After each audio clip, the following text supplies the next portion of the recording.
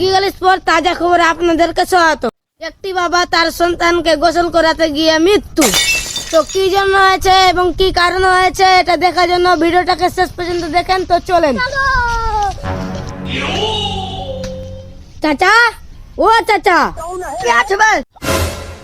আমি আছি। চাচা, আমি গিগল স্পোর্ট চ্যানেল থেকে এসেছি। তো আমি কি করবো বে? বুঝে আছে তার ছেলে কি জন্য মরছিল।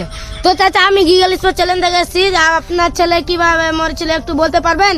এই কোথায় আছে তো সোজাসুজি বল। তখন থেকে চুদুর বুদুর কিনে করছিলিস বে। অত ইংলিশ জানি না, যা বলবি সোজাসুজি বল। ও, আমার ভুল হয়ে গেছে। আচ্ছা আচ্ছা আচ্ছা আচ্ছা। তো চাচা, আপনার ছেলে কিভাবে মরছিলেন একটু বলেন।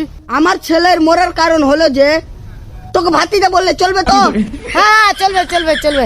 হ্যাঁ তো শুন এবার, আমার বেটা 4 দিন থেকে গোসল করিনি রে ভাতিজা, তো কি বলবো? তো এই ব্যাপার আছে চাচা। তো তারপর 4 দিন থেকে সালার বেটা সালা গোসল করিনি, আর তার উপর থেকে সালার বেটা সালা ফের আমার পাজরে ঘুমাইছে, আর তার শরীর থেকে যে কার্বন ডাই অক্সাইড বইছে রে ভাতিজা, তোকে কি বলবো?